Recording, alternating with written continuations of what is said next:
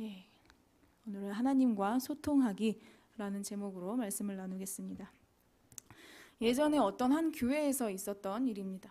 당시 그 교회는 개척교회였고 처음 시작은 그냥 작은 장소에서 함께 모여서 예배드리는 것으로 시작했습니다.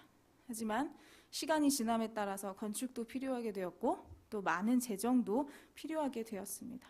근데 그때 개척 멤버 중에 한 분이 아주 자그마한 미용실을 하고 계셨는데 그 미용실도 워낙에 작고 또 손님도 그렇게 많은 것도 아니라서 교회에 그 많은 헌금을 하실 형편은 되지 않으셨어요. 그런데 그분이 이제 매일의 예배 가운데서 하나님께서 그 부어주시는 그 은혜가 너무나도 커서, 그리고 하나님께서 자꾸 교회 그 건축할 때 재정적으로 도움을 너가 주어야 한다, 이런 말씀을 계속 그런 마음을 주셔서 그 예배하는 중에 또한 기도하는 중에 말씀을 듣는 중에 계속 이 거부할 수 없는 마음을 주셔서 이분이 어떻게 하셨을까요? 사정은 여의치 않았지만 빚을 내서 교회에 건축 헌금을 내셨다고 합니다. 그렇게 하지 않고서는 너무나도 불편할 정도로 그 강력한 마음을 하나님께서 주셨던 거고, 그래서 자기의 사명을 교회 건축에 도움이 되는 사람이라고 생각했었던 것 같습니다. 어찌되었든 그 교회는 이런저런 성도님들의 헌금들과 그리고 하나님의 인도하심으로 건축을 무사히 잘 할 수 있게 되었습니다. 그러면은 빚을 내서 헌금하셨던 그분은 어떻게 되셨을까요?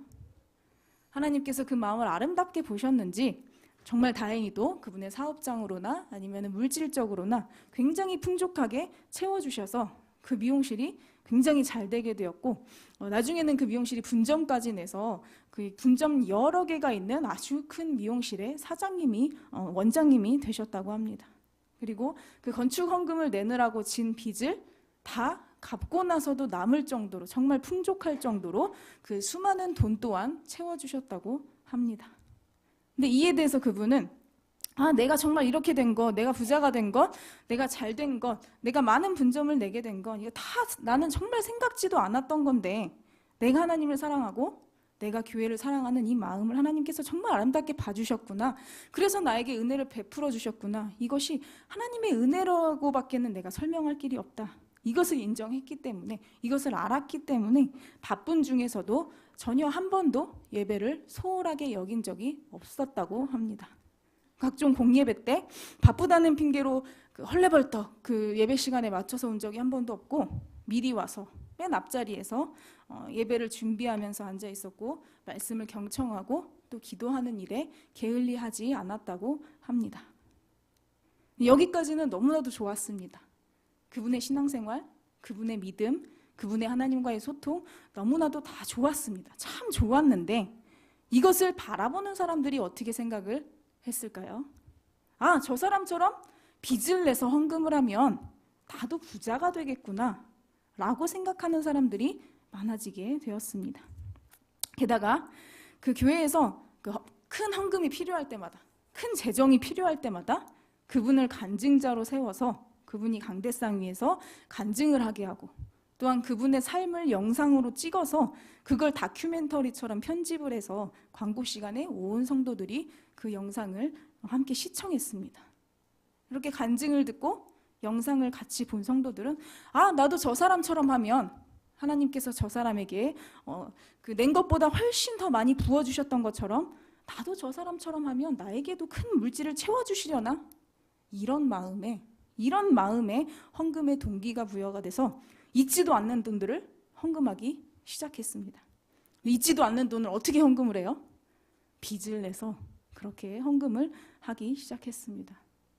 결국 그분은 교회에 완전 전설의 영웅처럼 되어버리기 시작했습니다. 그 교회에서 암묵적으로 물질적으로 복을 받는 이 기준은, 노골적으로 말하면 그 교회에서 암묵적으로 부자가 되는 방법은 빚내서 헌금하기가 되어버렸습니다. 물론 순수한 마음으로, 정말 하나님을 사랑하는 그 마음으로 헌금을 내신 많은 분들도 계셨겠지만, 정말 많은 분들이 그 교회의 그 전설의 영웅처럼 되어버린 그분의 신뢰를 생각하면서, 그분의 사례를 생각하면서 감당하기도 어려운 벅찬 돈들을 헌금으로 막 냈습니다. 그런데 어떻게 되었을까요? 그 빚을 내서 감당하기도 어려운 그 많은 헌금을 냈던 사람들이 정말 그들이 원하던 대로 더 큰 물질을 얻게 되었을까요? 짐작하시는 대로, 다들 짐작하시는 대로 그렇지 못했습니다. 여전히 힘들었고 여전히 일은 잘 풀리지 않았고 게다가 빚까지 져버려서 더 어려워지게 되어버렸습니다.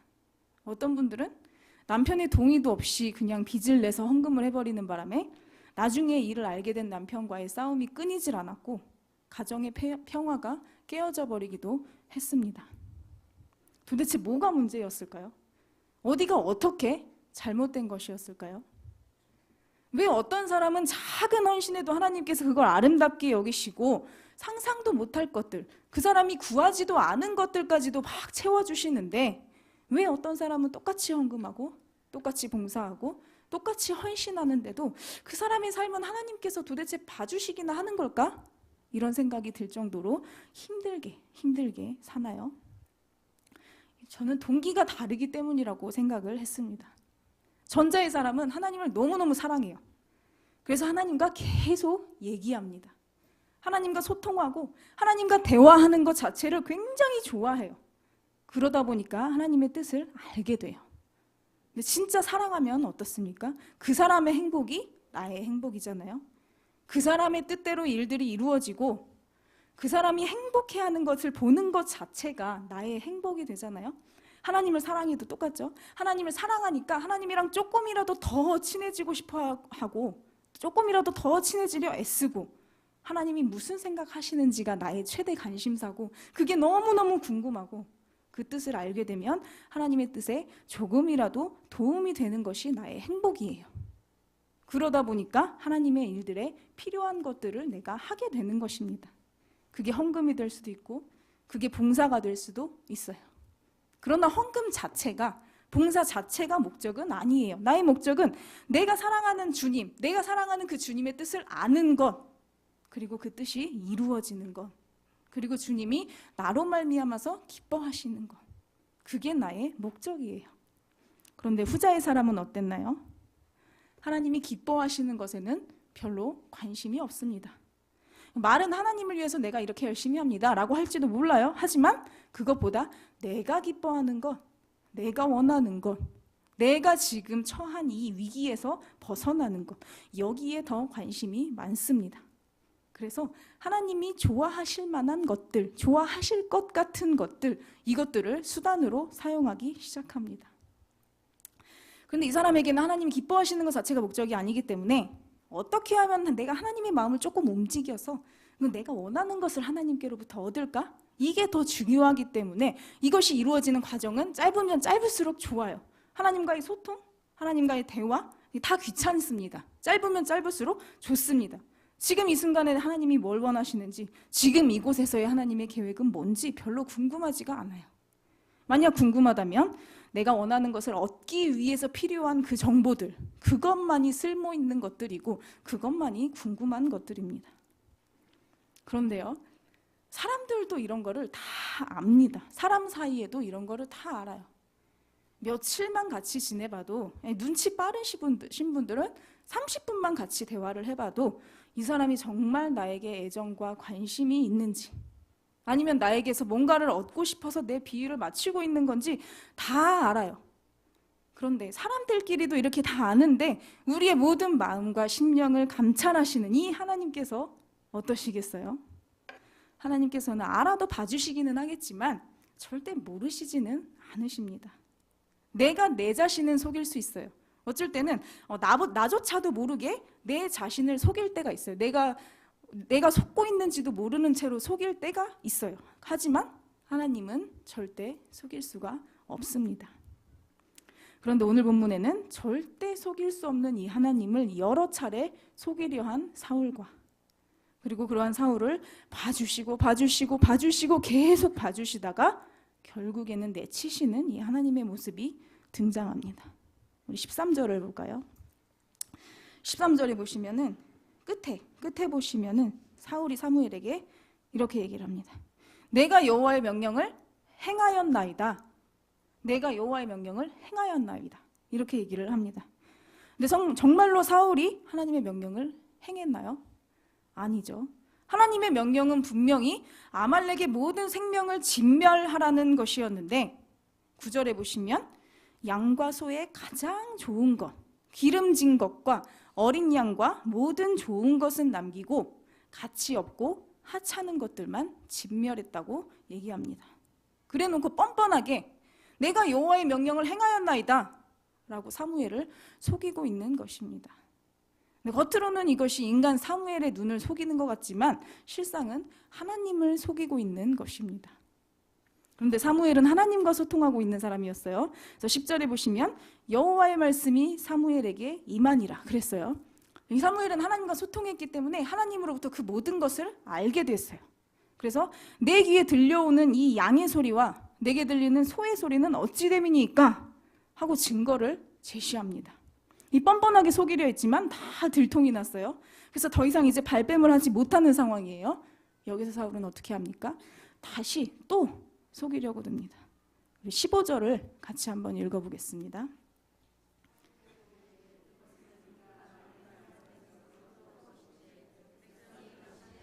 여호와께 제사하려 하여 양들과 소들 중에서 가장 좋은 것을 남김이요 그 외의 것은 우리가 진멸하였나이다 하는지라.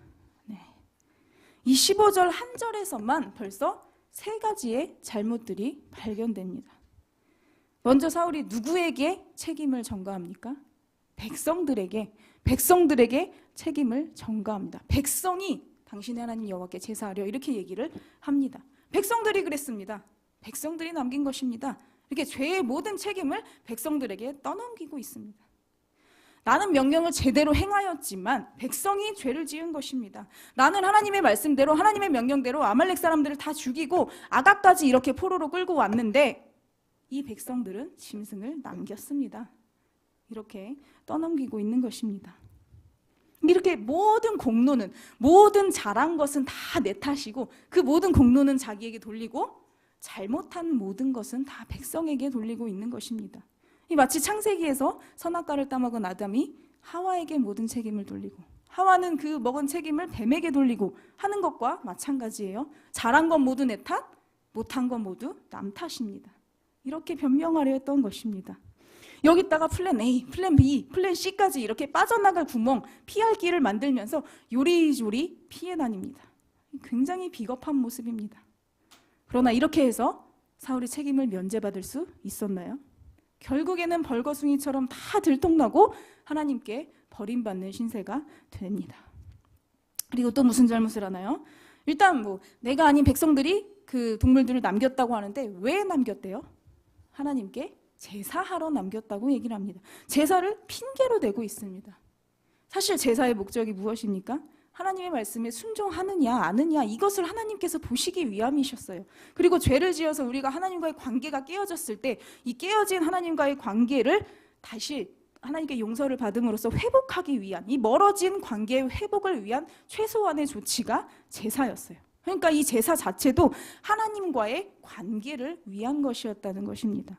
그런데 가장 중요한 이 하나님과의 관계, 이 관계를 깨어지게 만든 이 죄를 제사로 정당화하려 했다는 것입니다. 뭐가 더 중요한 건지 몰랐다는 것입니다. 즉 관계든 뭐든 상관없고 제사만 드리면 모든 것이 다 해결된다는 생각을 가지고 있었던 것입니다. 근데 이럴 경우 제사는 더 화려합니다. 더 좋은 것, 더 기름진 것. 내가 이렇게 화려한 것을, 내가 이렇게 어마어마한 것을 드리니 내 잘못을 좀 눈 감아주세요 하는 것과 마찬가지입니다. 아니 내가 이렇게 제사를 수단으로 사용하더라도 나에게는 더 큰 복을 달라는 것과 마찬가지입니다. 내가 예배를 수단으로 사용하더라도 내가 봉사를 수단으로 사용하더라도 이것들을 토대로 나에게 보상 좀 해주세요 라고 말하는 것과 같다는 것입니다. 그러나 하나님과의 소통이 없는 이 예배, 하나님과의 소통이 없는 제사, 하나님께서는 원하지 않으셨습니다. 하나님의 그 뜻도 모른 채 헛다리 짚은 그 나의 열심은 마치 시험 범위도 모른 채 전혀 엉뚱한 다른 것만 열심히 공부하는 수험생과 다름이 없습니다. 이 어쩌다 아구가 맞아서 몇 문제 맞을지는 몰라도 그 시험 범위를 모르는 사람은 아무리 열심히 공부해도 좋은 점수를 내기 힘듭니다. 먼저는 뭐가 중요한지를 알아야 한다는 것입니다. 즉 하나님의 뜻을, 하나님이 뭐를 중요하게 생각하시는지를 아는 게 먼저이고 열심을 내는 건 그 다음 일이라는 것입니다. 그런데 하나님의 그 뜻을 그렇게 알기 위해서는 하나님과 소통을 해야 할 것입니다. 하나님과의 그 지속적인 소통이 없는 열심은 하나님의 마음을 시원하게 해드릴 수가 없습니다. 어찌됐든 제사만 드리면 되지 하는 것과 마찬가지라는 것입니다. 그런데 여기서 사울은 하나님과의 그 진심 어린 소통 가운데서 하나님의 뜻을 알길 원하는 것이 아니라 하나님이 좋아하실 것 같은 것들, 이런 것들을 수단으로 사용합니다. 그리고 또 무슨 잘못을 합니까? 하나님을 뭐라고 칭하는지 한번 봤으면 좋겠습니다.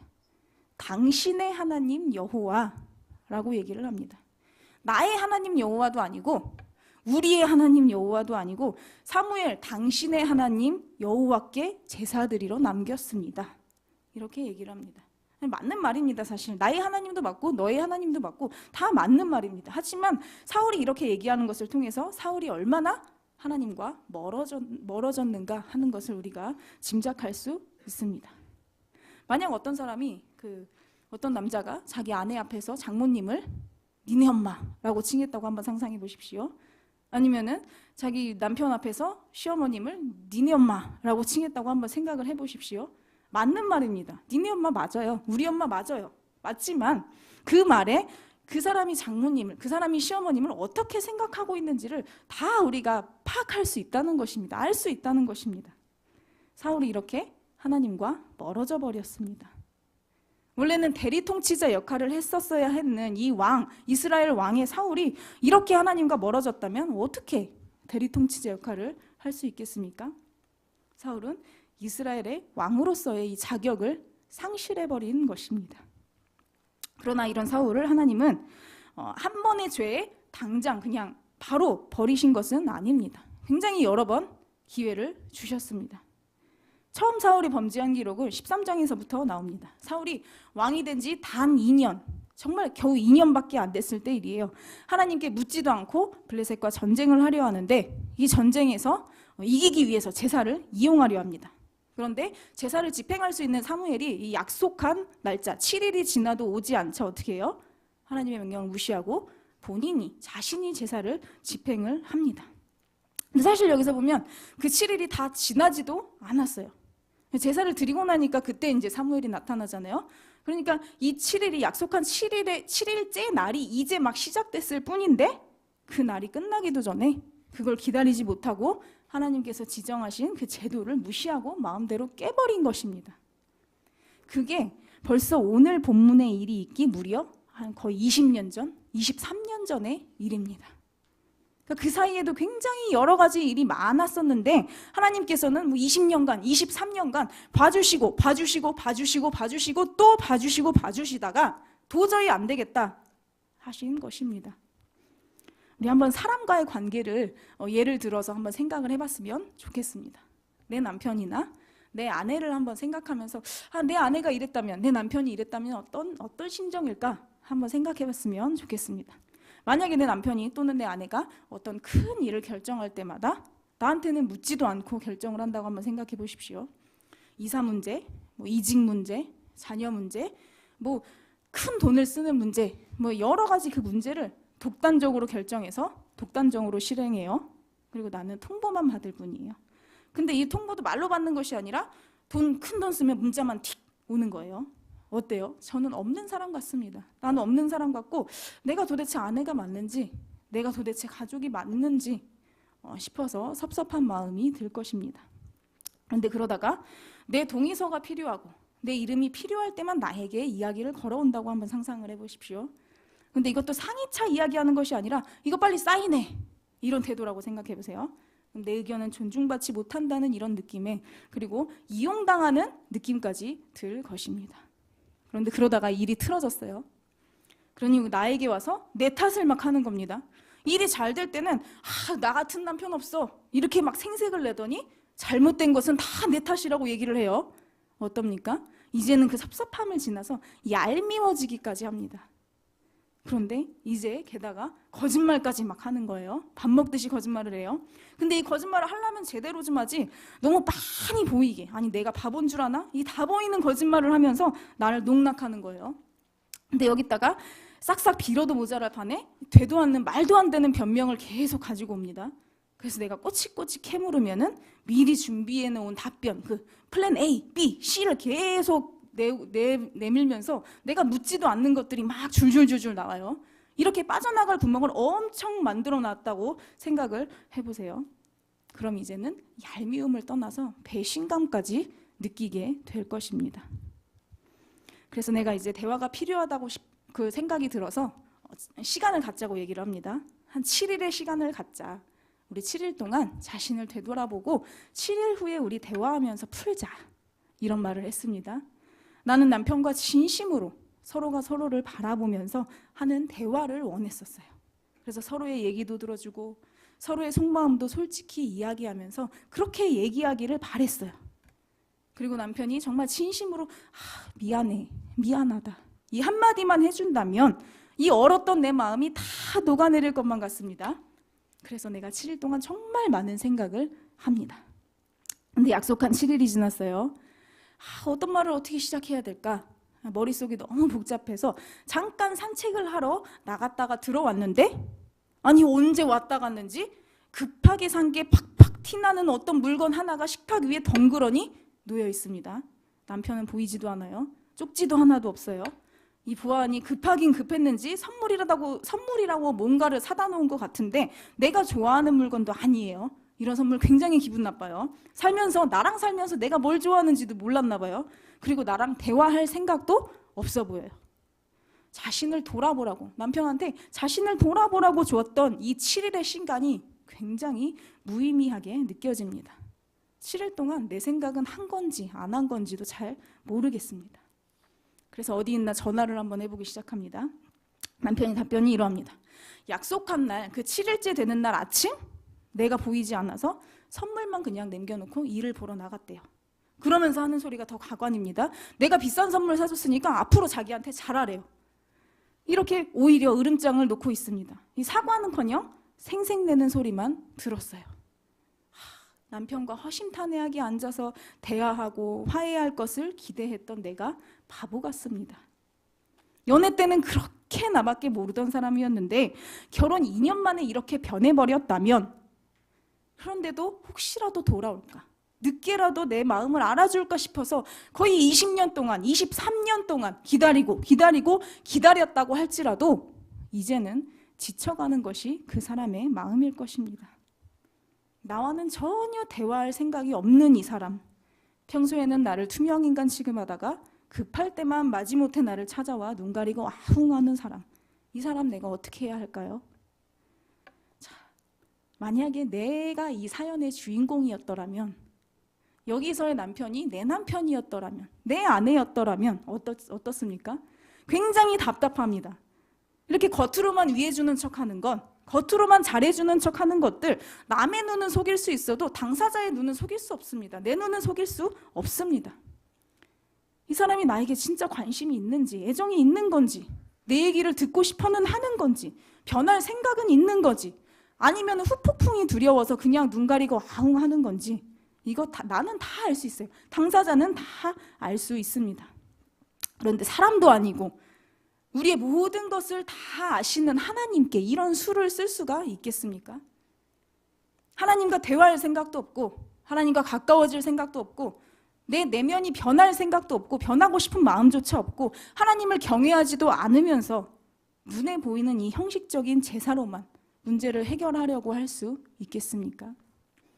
그런데 그 마음조차도 들키자 피할 길을 만들어서 요리조리 피하려고 계속 빠져나가려고 한다면 빠져나갈 수 있겠습니까? 이렇게 애매모호한 상황에서 사무엘은 사울의 정곡을 찌르는 얘기를 합니다. 우리 22절의 말씀을 한번 같이 읽어보겠습니다. 22절입니다. 사무엘이 이르되 여호와께서 번제와 다른 제사를 그의 목소리를 청종하는 것을 좋아하심같이 좋아하시겠나이까? 순종이 제사보다 낫고. 아멘. 그러니까 제사 자체가 문제가 아니라 그 그 선물 자체가 문제가 아니라 이 예배 자체가 문제가 아니라 예배드리는 사람의 태도를 지적하고 있는 것입니다. 제사가 하나님의 뜻은 맞지만, 예배가 하나님의 뜻은 맞지만, 이 동물을 드리는 행위, 이 행위 자체, 또는 본당에 나와서 본당에 그냥 앉아있는 이 행위 자체에 의미가 있는 것은 아니라는 것입니다. 이 제사제도 자체가 이 백성들이 하나님의 말씀에 순종하는지 안 하는지 하나님께서 그걸 보시기 위함이셨습니다. 그리고 또한 하나님과의 그 깨어진 관계를 다시 회복하기 위함이었습니다.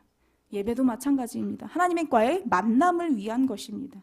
우리에게 그 크신 구원을 베푸신 그 하나님께 너무나도 감사해서 그것에 보답하기 위해서 그 응답으로 하나님께 찬양과 경배를 올려드리기 위한 것이 이 예배입니다. 그래서 이 예배 안에서 하나님의 임재를 경험해야 하고, 이 예배 안에 하나님과의 사귐이 있어야 하고 하나님과의 소통이 있어야 한다는 것입니다. 이것이 먼저라는 것입니다. 이 사귐과 소통이 있어야 그 위에 나의 모든 헌신과 나의 모든 예물과 나의 모든 그 봉사에 하나님을 향한 감사의 마음이 담길 수 있게 된다는 것입니다. 그런데 하나님과의 지속적인 사귐, 이 소통이 없는 열심은 하나님의 마음을 시원케 해드릴 수가 없습니다. 예를 들면 그 예수님 시대 때 바리새인들 어떤가요? 하나님에 대해서는 나름 굉장한 열심을 가진 사람들입니다. 얼마나 하나님을 생각하냐면 이 예수라는 자가 하나님을 모독한다 그래서 이 예수라는 자를 신성모독죄로 죽이려고 해요. 그들의 입장에서 보면 굉장히 정의로운 사람들입니다. 그들의 입장에서 보면 굉장히 하나님을 위하는 사람들입니다. 그러나 그들의 열심은 헛다리를 짚었어요. 이 시험 범위를 잘못 알고 시험장에 들어온 이 수험생과 같아요. 정작 자신들이 하나님을 위한다는 그 자신들을 위한다는 그 하나님의 뜻은 알지도 못한 채 엉뚱한 곳에 열심을 쏟았고, 하나님의 뜻을 알지 못한 그 열심은 오히려 하나님의 일을 방해하는 것이 되어버렸습니다. 그리고 하나님은 그들에게 죄가 없다고 하지 않으셨습니다. 죄를 물으셨습니다. 예전에 5월달쯤에 그 대학로에서 더 북이라는 뮤지컬을 본 적이 있습니다. 줄거리를 잠깐 말씀드리면 15세기 초에 이 가톨릭에서 교회의 제도를 따라야만 구원이 있다라고 교인들을 속였습니다. 그런데 교인들이 이 성경을 알아버리면, 이 성경의 내용을 알아버리면 더 이상 교인들을 속일 수가 없잖아요. 이 말씀과 그 교회의 제도가 그 반대된다는 것을 이제 교인들이 알아버리면 논란이 생길 것만 같단 말이에요. 그래서 사제들만 이 성경을 해석할 수 있다라고 얘기를 하면서 교인들에게 성경을 읽지 못하게 만들어버립니다. 그리고 이 성경을 빼앗아 버립니다. 그래서 이에 반대하면서 이 교회의 제도가 아니라 이 성경만이 오직 하나님의 말씀이다, 이것을 외치면서 이 성경을 지키려는 사람들이 생겼습니다. 그리고 교회는 그들을 진압하기 위해서 그들을 이단이라고 칭하면서 잡으러 다닙니다. 그래서 이 뮤지컬의 전체적인 흐름은 이렇게 이 성경을 지키고 싶어하는 사람들, 성경을 지키고자 하는 사람들과 이 사람들을 바퀴벌레 취급하면서 박멸하려고 이렇게 쫓아다니는 이 교회, 이 교회와 이 성경을 지키려는 사람들의 쫓기는 전쟁과도 같은 그런 이야기입니다. 그런데 인상 깊었던 것은 그 중간에 낀 사람들의 얘기였습니다. 그 사람들의 심정이었습니다. 이 대놓고 속이는 교회와 이건 아니다 싶어서 이 교회를 반대하는 사람들 중간에 껴서 이 이단 누명을 쓴 참 그리스도인들을 잡아오는 게 임무였던 사람들, 그렇게 할 수밖에 없었던 이 신입 사제들, 이 사람들의 고뇌가 그려지는 그 장면이 있었는데 이 부분이 굉장히 인상 깊었습니다. 그때는 지금처럼 이 비판적인 생각을 여기저기 말할 수 있는 그런 시대가 아니었습니다. 그리고 성경이 모든 사람에게 주어진 것도 아니었습니다. 교회의 그 가르침에 반대하는 그런 소리를 내면 하나님을 반대하는, 하나님을 대적하는 것과 같은 죄인 취급을 받는 그런 시대인데, 도대체 뭐가 뭔지, 내 성경이 없으니까 뭐가 맞는지, 뭐가 옳은지, 뭐가 틀린지 다 아무것도 모르겠는 그런 시대였습니다. 그런데 만일 내가 그런 시대를 살았더라면, 내가 거기에서 그 성경을 지키려는 사람을 잡으라는 그런 명령을 교회로부터 받았다면 나는 어떻게 했을 것인가? 내 마음은 어땠을 것인가? 이런 생각을 하면서 다시 한번 깨달았습니다. 하나님과의 소통이 막히면 정말 큰일 나겠구나. 내가 고민해봤자 알 수 있는 문제가 아니라는 것입니다. 내 안에 선한 것이 무엇이 있겠습니까? 하나님이 알려주시지 않으면 나는 뭐가 뭔지, 뭐가 옳은지 도무지 알 수 없는 사람입니다. 내 안에 있는 것들로 치열하게 고민해봤자 헛다리를 짚으면 나는 하나님을 위해서 일했다고 하지만 하나님의 뜻을 크게 방해할 수도 있는 것입니다. 내가 고민하고 내가 생각할 시간에 하나님과 소통을 해야 한다는 것입니다. 그런데 여기서 이 소통이라는 것을 오해하는 분들도 계신 것 같습니다. 여기서 소통은 하나님과 대화를 주고 받는 것입니다. 그러니까 일방적으로 나 혼자 말하는 것도 아니고 대답 없이 하나님의 말씀을 그냥 듣기만 하는 것도 아닙니다. 소통은 쌍방적인 대화입니다. 그렇다면 하나님은 어떻게 말씀하시고 어떻게 들으시나요? 먼저는 이 성경으로 굉장히 많은 것들을 말씀을 하고 계시죠. 아까 말씀드린 그 더북 뮤지컬에서 사람들이 그렇게 탄압을 받으면서까지 자기의 목숨을 바쳐서까지 성경을 지키려고 했던 이유가 그것입니다. 여기에 하나님의 말씀이 들어있기 때문에, 이것으로 하나님을 들을 수 있기 때문에 말씀을 듣다 보면, 말씀을 읽다 보면 생각나게 하십니다. 깨닫게 하십니다. 내 문제가 뭔지도 깨닫게 하시고 하나님의 사랑이 얼마나 큰지도 깨닫게 하시고 내가 고민이 쌓여서 어떻게 해야 하는지 모를 때도 하나님께서 알려주시고 마음의 확신까지 주십니다. 그래서 이 성경에 우리 생활의 모든 문제에 해답이 있다고 해도 거짓말이 아닙니다. 하나님께서는 이 성경을 통하여서 우리에게 말씀하십니다. 그럼 하나님은 어떻게 들으시나요? 우리는 기도할 수 있죠. 우리의 모든 마음을 하나님께 아뢰드릴 수 있습니다. 하나님을 사랑하는 마음, 하나님을 경외하는 마음, 하나님께 감사하는 마음, 그리고 내 삶의 모든 고민거리 하나님께 다 얘기할 수 있습니다.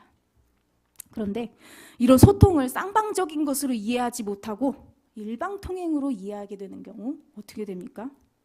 기도만 열심히 하고 이 말씀을 읽지 않아요. 이런 사람은 어떤 사람입니까? 자기 말만 하는 사람입니다. 자기 이야기만 하는 사람입니다. 자기만 하기만 좋아하는 사람과 만나면 어때요? 중간에 내가 끼어들 수도 없고 내 얘기 잠깐 꺼내도 다시 그 사람 얘기로 돌아가요. 그래서 대화를 몇 번 시도하다가 그냥 포기하고 듣기만 하고 집에 돌아왔어요. 헤어지고 나서 그 사람은 나에게 문자를 보내겠죠. 오늘 너무 즐거웠어. 너랑 나랑은 정말 잘 통하는 것 같아. 이렇게 문자를 보내겠지만 듣는 사람 입장은 어때요? 나는 사실 듣기만 하느라 너무 힘들었어. 내가 말할 틈이 조금도 없었어. 듣고 있느라 진이 다 빠졌어. 이런 생각을 하게 됩니다. 이렇게 말씀을 안 읽고 기도만 그냥 열심히 하는 사람들이 이렇게 자기 말만 하는 사람들입니다.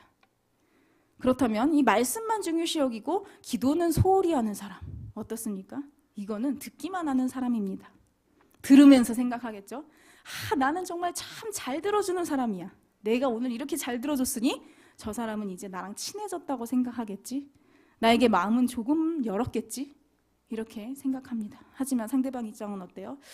사실 당신의 속을 잘 모르겠습니다.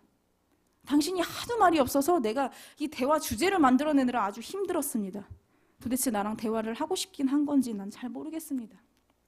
이렇게 기도를 소홀히 여기는 사람은 듣기만 하는 사람입니다. 우리는 하나님 앞에서 듣기만 하는 사람 또는 자기 말만 하려는 사람 이렇게 일방통행하는 사람이 되는 것이 아니라 쌍방통행, 즉 소통을 해야 할 것입니다. 즉 말씀과 기도가 균형을 잘 갖추어야 한다는 것입니다. 어느 것 하나 중요하지 않은 것이 없습니다.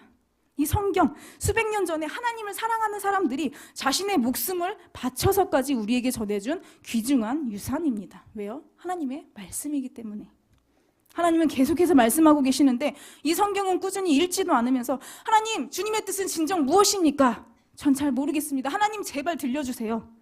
이렇게 자꾸 내 얘기만 꺼내려고 하지 마십시오. 하나님께서 답답해 하십니다. 이렇게 일방통행하는 사람이 일을 열심히 하다 보면 어떻게 됩니까?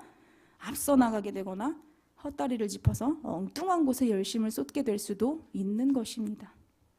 근데 반대로 듣기만 하고 기도도 안 하면서 하나님, 나는 하나님 뜻대로 그냥 할 것입니다. 이렇게 말씀도 하지 마십시오. 이것은 하나님 뜻대로 하는 것이 아니라 그냥 흘러가는 대로 냅두는 것입니다. 게으른 것입니다.